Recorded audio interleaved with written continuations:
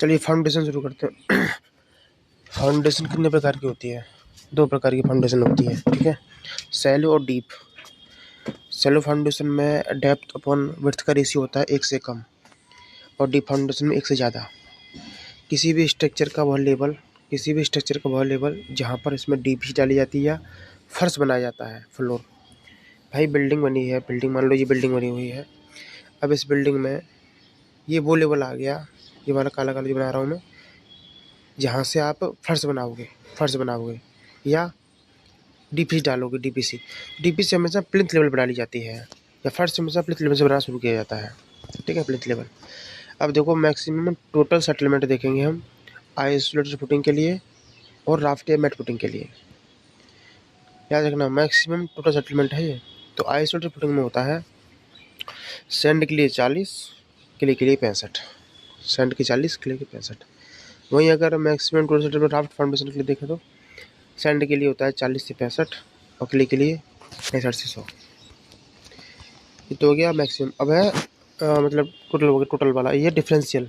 Maximum differential settlement पूछे ना, isolated हो चाहे राफ्ट हो, दोनों के लिए सेम होता है 25-40। सैंड की 25, क्ले के लिए 40। बिल्डिंग स्ट्रक्चर में इंडिविजुअल कॉलम के नीचे कौन सी फाउंडेशन बनाई जाती है? इंडिविजुअल कॉलम मतलब अलग अलग कॉलम के लिए वो होती है आइसोलेटेड फाउंडेशन या स्प्रेड फुटिंग, ठीक है। आइसोलेटेड मतलब अलग अलग।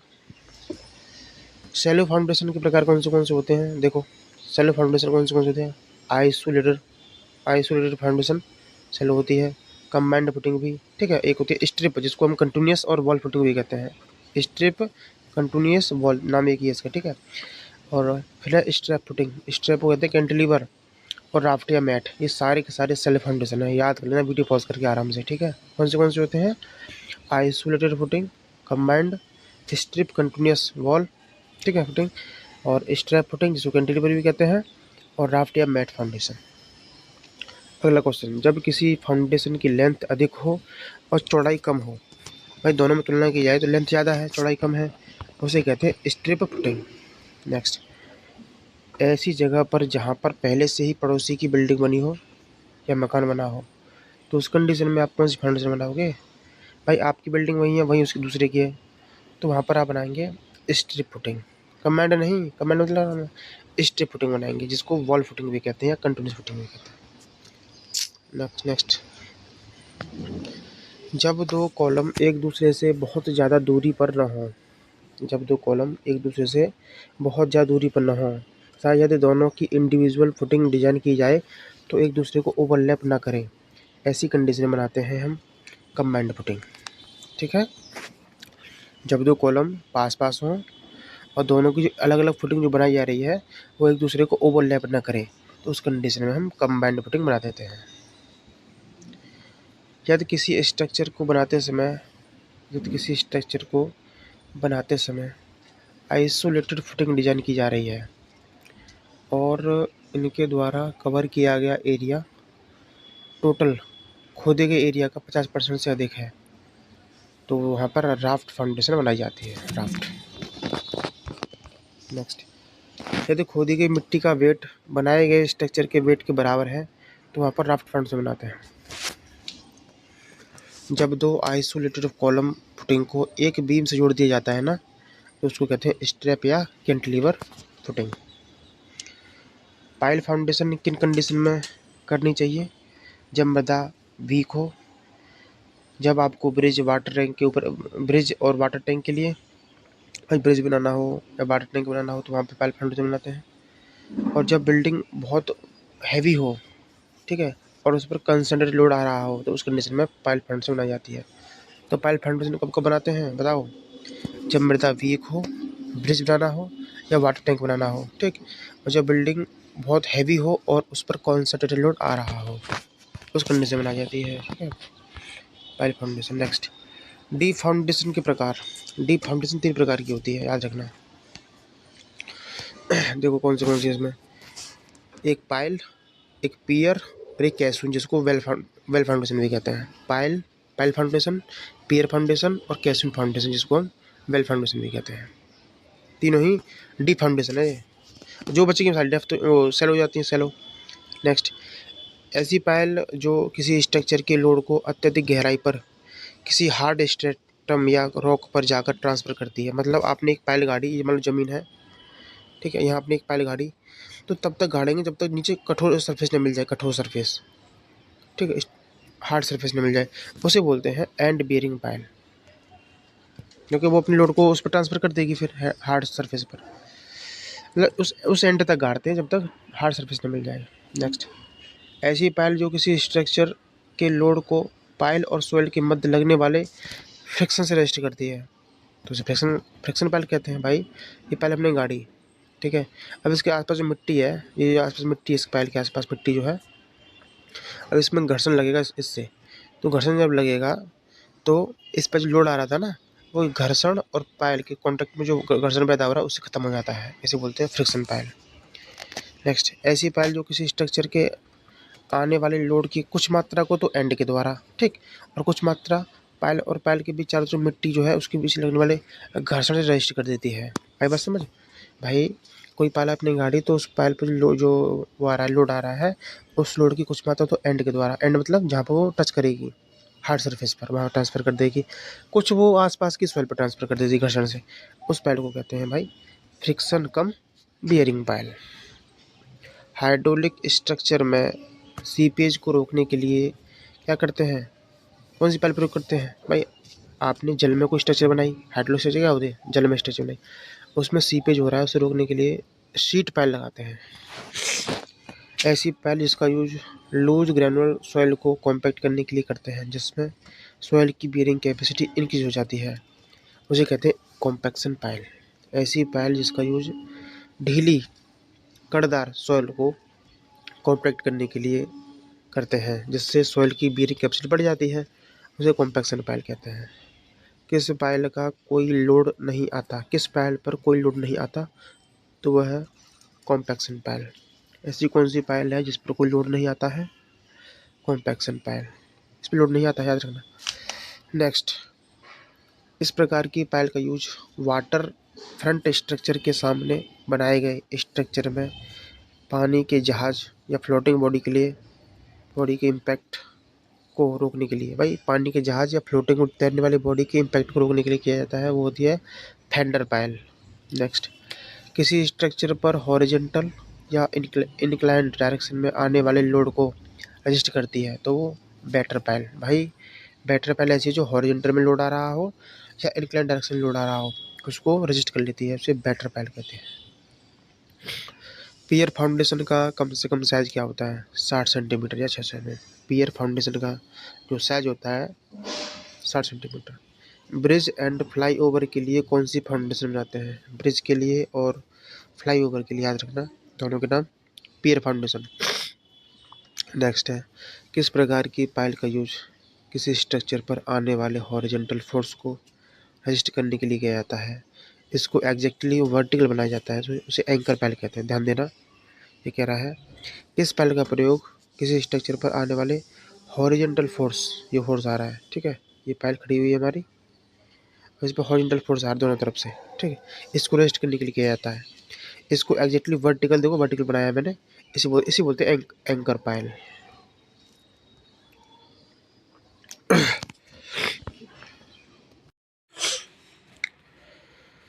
A foundation is to transmit loads to lower level of ground by a combination of friction and end bearing।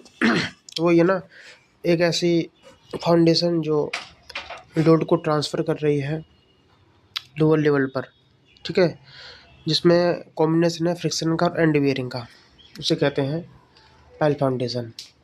मतलब फ्रिक्शन और एंड बेयरिंग के कॉम्बिनेशन द्वारा जमीन के निचले स्तर पर भार को ट्रांसफ़र करने वाली जो फाउंडेशन होती है वो पायल फाउंडेशन होती है। क्योंकि हम पढ़े थे फ्रिक्शन और एंड बियरिंग, ये दोनों वर्ड पायल फाउंडेशन में यूज होते हैं।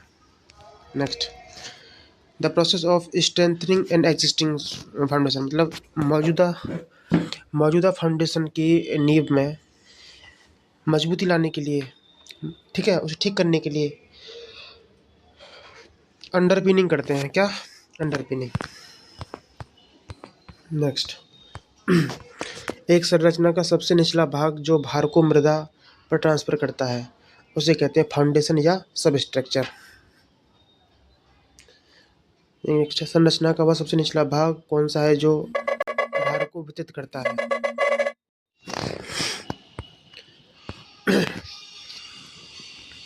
संरचना का वह सबसे निचला भाग जो भार को ट्रांसफर करता है, तो फाउंडेशन हो जाएगा। नेक्स्ट, वह नींव जिसमें एक कैंटिलीवर बीम को दो नींवों को जोड़ने के लिए प्रयोग किया जाता है, तो वो स्ट्रैप फुटिंग होती है। स्ट्रैप फुटिंग तो होता है कैंटिलीवर बीम का प्रयोग। पाइल्स का समूह जो गतिमान वस्तु के विरुद्ध स्तंभों को सहारा देने के लिए लगाया जाता है, उसे कहते हैं डॉल्फिन। पाइल्स का समूह जो गतिमान वस्तु के विरुद्ध स्तंभों को सहारा देने के लिए लगाते हैं, डॉल्फिन कहते हैं उसको। नेक्स्ट, तिरछे बलों को प्रतिरोधित करने के लिए झुकाव पर गाड़ी गई पाइल्स बेटर पैल होती है। भाई सही तो है। जो इंक्लाइंड फोर्स को रेजिस्ट करती है वो बेटर पैल तो है, बेटर पैल। Shallow foundation is on whose depth, ऐसे कह रहा है उथली नींव वो होती है जिसकी गहराई चौड़ाई से कम होती है या बराबर होती है। नींव की गहराई को मापने के लिए प्रयोग किया जाता है बोनिंग रॉड का। नेक्स्ट, काली कपास मृदा ब्लैक कॉटन सॉइल के लिए कौन सी फाउंडेशन प्रयोग की जाती है? काली कपास मृदा क्या होती है? अंडर रिम्ड पैल। कौन सी? अंडर रिम्ड पैल। आई फाउंडेशन बोल्ट का प्रयोग किया जाता है मशीन फाउंडेशन में। आई फाउंडेशन बोल्ट का प्रयोग मशीन फाउंडेशन में करते हैं, ऐसा हुआ चित्र। इसमें से कौन सी गहरी नींव है? तो वेल फाउंडेशन। नेक्स्ट, एक पायल जो जल या नरम मृदा के माध्यम से भार को उपयुक्त परत में ट्रांसफर कर देती है, वो है हमारी एंड बियरिंग पायल। एक पायल जो जल या नरम मृदा के माध्यम से भार को एक उपयुक्त परत में ट्रांसफर करती है, उसे कहते हैं एंड बियरिंग पायल। कौन सी नींव एक विशेष प्रकार की पृथक फुटिंग है जो आमतौर पर भारी लोड वाले स्टील स्टैंचियन के लिए प्रदान की जाती है, विशेष रूप से उन स्थानों में जहां मृदा की धारण क्षमता खराब हो? तो वह ग्रिलेज फाउंडेशन, क्योंकि स्टील का प्रयोग हमेशा ग्रिल फाउंडेशन में किया जाता है। भवन की नींव की न्यूनतम गहराई लेते हैं 50 सेंटीमीटर। अंडरपिनिंग क्या होता है? ऑप्शन नंबर बी हो जाएगा कि मौजूदा नींव के नीचे नई नींव का निर्माण करना। ठीक है। नेक्स्ट, एक इमारत के स्तंभ और दीवार एक प्रबलित कंक्रीट स्लैब पर बड़ी मोटी होती हैं, तो मैट। भाई मैट चटाई। मैट के संदर्भ में एक इमारत के स्तंभ और दीवारें एक आरसीसी स्लैब पर बड़ी मोटी होती हैं। ठीक है। वह ठोस भूमि जिस पर फाउंडेशन टिकाई जाती है उसे कहते हैं फाउंडेशन बेड। वह नींव जिसमें एक बाह्य स्तंभ के लिए एक उत्कीर्णित नींव और एक आंतरिक स्तंभ के लिए एक संकीर्णित नींव होती है। भाई बाह्य एक्सटर्नल कॉलम के लिए तो उत्कीर्णित नींव और इंटरनल स्तंभ के लिए संकीर्णित नींव होती है, उसे बोलते हैं स्ट्रैप फुटिंग या कैंटिलीवर फुटिंग। है बात समझ? नीचे की ओर बंद और ऊपर की ओर खुला कैसून कहलाता है बॉक्स कैसून। नींव के डिजाइन के लिए बियरिंग कैपेसिटी लिया जाता है से बियरिंग कैपेसिटी। भाई आपको फाउंडेशन का डिजाइन करना है तो कौन सी बियरिंग कैपेसिटी आप लेंगे? से बियरिंग कैपेसिटी। नेक्स्ट, पुल के लिए कौन सी नींव बनाते हैं? पुल के लिए कैसून फाउंडेशन। वॉल फुटिंग की मिनिमम डेप्थ क्या होते हैं? किसे ज्ञात करते हैं? दीवार की जो फुटिंग होती है उसकी मिनिमम डेप्थ ज्ञात करते हैं रैंकिन फार्मूले से। जो फॉर्मूला होता है P/W 1-5/5 का स्क्वायर। ये बताते क्वेश्चन लास्ट देखो, ये अच्छा है। भारवाही मतलब लोड बियरिंग वॉल की नींव की गहराई 60 सेंटीमीटर से कम नहीं होनी चाहिए। नेक्स्ट, जब नींव की गहराई उसकी चौड़ाई से अधिक हो तो वो डीप फाउंडेशन कहलाती है। ग्रिलेज फाउंडेशन को क्लासिफाई किया जाता है किस कैटेगरी में आती है ग्रिलेज फाउंडेशन? ये सेल फाउंडेशन होती है। पहाड़ी क्षेत्रों में कौन सी नींव का प्रयोग करते हैं? स्टेप्ड फाउंडेशन का।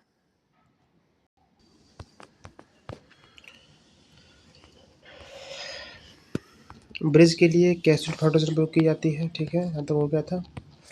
कहाँ थे हम? यहाँ पे थे। ग्रिलेज फाउंडेशन कौन सी होती है? सेल फाउंडेशन होती है। हिली एरिया में कौन सी फाउंडेशन प्रयोग करते हैं? स्टेप्ड पेड़ीदार नींव, ठीक है। रैंकिन फार्मूला का प्रयोग क्या ज्ञात करने के लिए करते हैं पता है? रैंकिन फार्मूला का प्रयोग करते हैं नींव की न्यूनतम गहराई ज्ञात करने के लिए, ठीक है। The ratio of ultimate bearing capacity to safe bearing capacity, इसे बोलते हैं फैक्टर ऑफ सेफ्टी। ऊपर अल्टीमेट बेयरिंग कैपेसिटी रहेगा, नीचे सेफ बेयरिंग कैपेसिटी रहेगा, इसका रेशियो ही फैक्टर ऑफ सेफ्टी कहलाता है। प्लेट लोड टेस्ट क्या डिटरमाइन करता है? अल्टीमेट बेयरिंग कैपेसिटी, ठीक है। नेक्स्ट, निर्माण के दौरान पानी को बाहर करने के लिए एक नदी में अस्थायी दीवार बनाते हैं, उसे कहते हैं कॉफर डैम।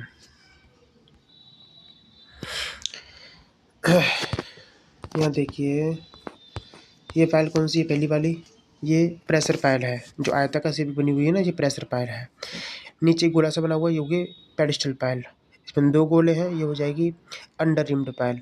अंतिम वाली नुकीले है तो ये हो जाएगी सिंप्लेक्स पायल। तो पहली वाली कौन सी है? प्रेशर पायल, दूसरी वाली पेडिस्टल पायल, तीसरी अंडर रिम्ड और चौथी सिंप्लेक्स पायल। नेक्स्ट, किले में नमी के तल में परिवर्तन से गंभीर नुकसान क्या हो सकता है? देखिए ये कह रहा है मृत्तिका मिट्टी में नमी के तल में परिवर्तन से किसको गंभीर नुकसान हो सकता है? तो आंसर हो जाएगा सामान्य नींव के साथ कम ऊंचाई की इमारतों को। जो सामान्य नींव पर कम ऊंचाई की इमारतें होती हैं उनको नुकसान हो जाता है। Next, the part of the building constructed below the ground level, ground level से नीचे जो पार्ट बनता है उसे कहते हैं substructure. Spread footing for a wall is known as, एक दीवार के लिए जो स्प्रेड फुटिंग होती है उसे क्या कहते हैं? स्प्रेड फुटिंग को क्या कहते हैं दीवार के लिए? उसे बोलते हैं स्ट्रिप फुटिंग। नहीं यार क्या हूँ, हाँ सही है। Spread footing for a wall, एक दीवार के लिए जो स्प्रेड फुटिंग होती है उसे बोलते हैं स्ट्रिप फुटिंग। नींव की डेप्थ, फाउंडेशन की डेप्थ ज्ञात करने का फॉर्मूला होता है option number D, P upon W कोष्टक में 1 minus sine five upon 1 plus sine five का स्क्वायर। नेक्स्ट, मृदा की क्रमागत एक्सपेंशन और स्वेलिंग, इसका गति या प्रसार मिट्टी पर निर्भर संरचना देखिए करा है। The foundation suitable for the structure built on expensive soil having differential movement by the alternate swelling and shrinkage. मतलब ये कह रहा है हमने एक ऐसी फाउंडेशन बनाई है, ठीक है, जो एक्सपेंसिव सॉइल पर है, जिसमें क्या होता है स्वेलिंग होती रहती है, श्रिंकेज होती रहती है। ऐसी मिट्टी जिसमें स्वेलिंग हो, श्रिंकेज हो, एक्सपेंसिव हो, तो वहाँ पर जो फाउंडेशन बनाते हैं वो होती है अंडर रिम्ड पायल।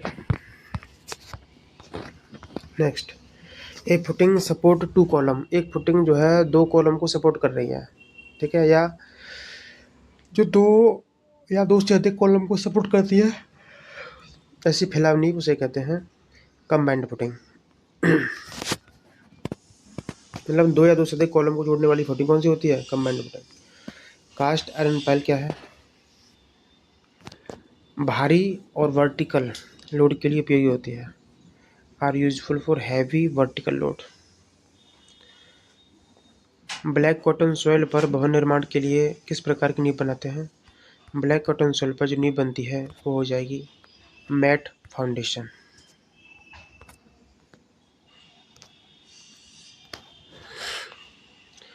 उन जगहों पर किस प्रकार की नींव को प्राथमिकता दी जाती है जहां पूरे फर्श क्षेत्र में केंद्रित भार को वितरित किया जाता है? पूरे फर्श पर केंद्रित भार को डिस्ट्रीब्यूट किया जाता है, वो होती है raft foundation. Black cotton soil की बीयरिंग कैपेसिटी कैसे बढ़ाते हैं? कॉम्पैक्ट करके, सॉइल को कॉम्पैक्ट करके। काली कपास मृदा पर नींव की स्थिति में मृदा की धारण क्षमता को बढ़ाने के लिए सबसे अच्छा तरीका क्या होता है? भाई काली कपास मृदा में फाउंडेशन बनाई है तो उसको कैसे हम उसकी सामर्थ्य को बढ़ाएंगे? आंसर हो जाएगा रिप्लेस द पुअर सॉइल, खराब मृदा को हटाकर। ध्यान देना मेरी बात को, दोबारा देखो इसमें क्वेश्चन पहले वाला क्या था कि काली कपास मृदा की बीयरिंग कैपेसिटी बढ़ाई कैसे जाती है, इसमें फाउंडेशन बात नहीं किया है, सिर्फ काली कपास मृदा की हमको बीयरिंग कैपेसिटी बढ़ानी है तो क्या करेंगे? उसे कॉम्पैक्ट कर देंगे। अगला क्वेश्चन क्या है? अब कह रहा है काली कपास मृदा पर हमने फाउंडेशन बनाई है तो उसकी बीयरिंग कैपेसिटी कैसे बढ़ाएंगे? उस खराब सॉइल को रिप्लेस करके। नेक्स्ट, बी चौड़ाई की एक आयताकार नींव के लिए भार की उत्केंद्रता अधिक नहीं होनी चाहिए, BY6 से। एक बलुई मृदा में एक भारी संरचना को टिकाने के लिए कौन सी फाउंडेशन प्रयोग की जाती है? भाई एक सैंडी सॉइल में आपको एक हैवी स्ट्रक्चर को टिकाना है, उसके लिए जो फाउंडेशन होती है वो होती है पियर फाउंडेशन, पियर फुटिंग। नेक्स्ट, मैट जो है एक सेलो फाउंडेशन है, सपोर्ट करती है नंबर ऑफ कॉलम्स को इन मोर देन वन, मतलब एक से अधिक पंक्ति में कॉलम की संख्या है, एक से अधिक पंक्ति में कॉलम की संख्या को सपोर्ट करती है मैट फाउंडेशन। नेक्स्ट, उथली नींव निम्न में से कौन सी नहीं है? तो कैसे हो जाएगी? डेप्थ होती है, डीप नींव। इसमें से गहरी नींव कौन सी हो जाएगी? Pile foundation. नेक्स्ट, ये फिगर किसका है? ये है वॉल फुटिंग का। इनमें से कौन सा एक जो है सेल्फ फाउंडेशन नहीं है? तो पाइल फाउंडेशन नहीं है, सेल्फ फाउंडेशन। ठीक है। Load bearing construction use which type of footing? भार वहन करने वाले निर्माण में किस तरह की नींव का प्रयोग किया जाता है? मतलब ऐसी स्ट्रक्चर जिस पर लोड आ रहा है वहाँ पर कौन सी फुटिंग बनाएंगे? वो ये स्ट्रिप फुटिंग। 9 से 12 मीटर की समांतर दीवारों के बीच की दूरी वाली टेक क्या कहलाती है? डबल फ्लाइंग शोर। मतलब डबल फ्लाइंग शोर जो होती है, इसकी जो डिस्टेंस होती है समांतर दीवारों के बीच में 9 से 12 मीटर होती है। नेक्स्ट, जब स्तंभों, पायों और खंभों में भारी संरचना भार को कम बियरिंग कैपेसिटी वाली मिट्टी में बदलने की आवश्यकता होती है तो कौन सी नींव किफायती रहती है?